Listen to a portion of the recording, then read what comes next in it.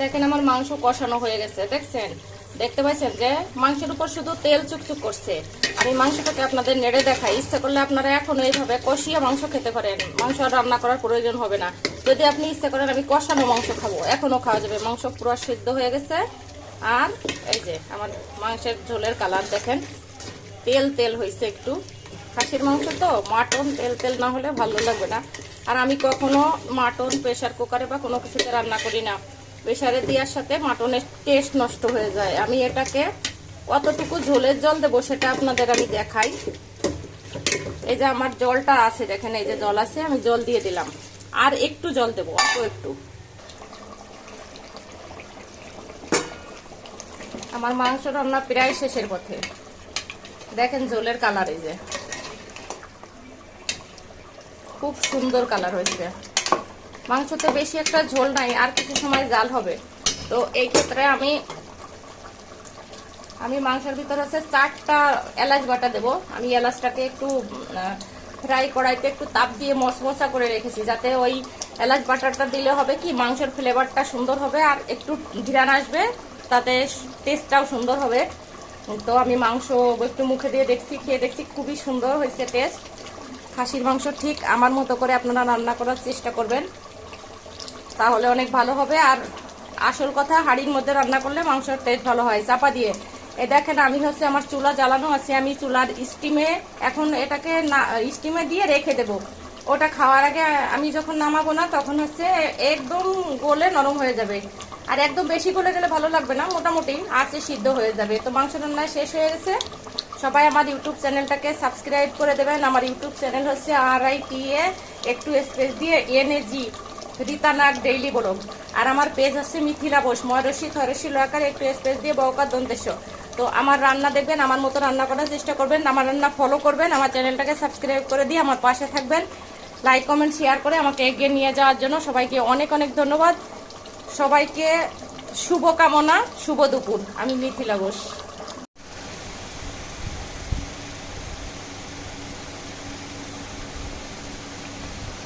Start for cooking. আমি কিভাবে আজকে মাংস রান্না করব সেটা, মানে খাসির মাংস, এটা মাটন 1.5 কিলো আছে এখানে। আমি কড়াইয়ের ভিতর কেন নিছি দেখেন, কড়াইয়ে নিছি, এটা আমি রান্না করব না, আমি হাঁড়িতে মাংস রান্না করব, এই হাঁড়িতে। তো যেহেতু আমি হাঁড়িতে রান্না করব, কিভাবে করব সেটা আপনাদের একটু দেখাচ্ছি। আমি 2টা হচ্ছে আস্ত রসুন এখানে দিয়ে রাখছি, চুই ঝাল দিয়ে মাংস যেমন রান্না করে ওরকম করব। আর এই যে এখানে আছে জিরে, আদা, রসুন বাটা, আমি নিজে হাতে এটাকে পেস্ট করছি পাটায়, এই যে এই পাটায় পেস্ট করছি। এখন এটা আমি দিয়ে দিলাম। আর আমি বেশ কিছুটা সরিষার তেল দিছি, দিয়ে আর লবণ হলুদও দিছি পরিমাণ মতো। আর এখন হচ্ছে এখানে আমি দিব রাঁধুনি স্তরের মরিচের গুঁড়া। আমি কিন্তু কাঁচা লঙ্কা ব্যবহার করব, অনেক পরিমাণে কাঁচা লঙ্কা ব্যবহার করব, এই যে এতদিক কাঁচা লঙ্কা। তারপরে আমি রাঁধুনি স্তরের মরিচের গুঁড়া দিলাম। খাসির মাংস তো, আর মাংস এমনি একটু ঝাল ঝাল টাইপের, বেশি ঝাল না, একটু ঝাল ঝাল হলে টেস্টটা খুব সুন্দর হয়। দেখেন আমি এগুলো দিয়ে দিছি, এটাকে আমি সুন্দর করে মাখাবো 5 মিনিট। আগে আমি মাখিয়ে নেই, যে আমি হচ্ছে এটাকে যে মশলা দিছি না, মশলা দিয়ে সুন্দর করে মাখাবো, 5 থেকে 7 মিনিট মাখাবো। মেখে আমি চাপা দিয়ে রাখবো হচ্ছে 10 মিনিট। 10 মিনিট চাপা দিয়ে রাখলে, আমি এখানে অনেকটা সরষের তেল দিয়ে মাখাইছি। আর আমি যখন রান্না করব তখন আমি হাঁড়ির মধ্যে সয়াবিন তেল দিয়ে আমি কিছুটা পেঁয়াজ দিছি, কাঁচা লঙ্কা আমি দিব না কেন, আমি কাঁচা লঙ্কা দেবো এটা। আর হচ্ছে 4টা 5টা পেঁয়াজ কুচো করছি, কিছু পেঁয়াজ কুচি এখানে দিছি। আর এটা আমি তেলের উপর দিয়ে দেবো। তেলের উপর আমি হচ্ছে দেবো সয়াবিন তেল, 4-5 টুকরো দারুচিনি, তেজপাতা, আর হচ্ছে তোমার। তারপর আমি কিভাবে মাংস রান্না করবো সেটা আপনাদের একটু করে দেখাবো।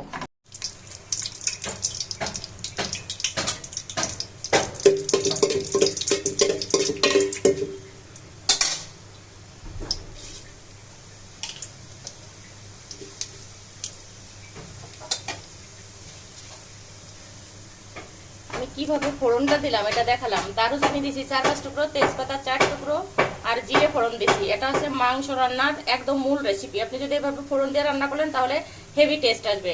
এখানে দেখেন কাঁচা লঙ্কা, আমার পেঁয়াজ কুচি দিয়ে দিলাম। আমি তেলের ভিতর দিয়ে সুন্দর করে ভাজবো, এটাকে লাল করে ফেলবো, একদম মানে বাদামি বাদামি করে ফেলবো।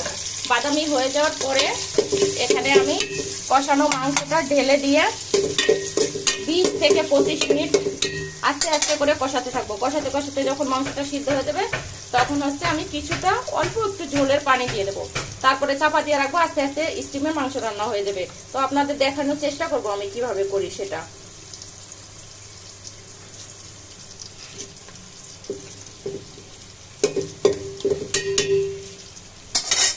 আমার পেঁয়াজ আর কাঁচামরিচ আর ফোড়ন দিয়ে সবকিছু রেডি। এবার আমি মাংস দিয়ে দেবো।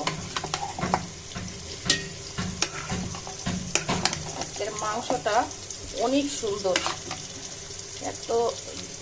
এতদিন দেখছি মাংস ভালো নাই, হঠাৎ ভালো মাংস কোথা থেকে আসলো।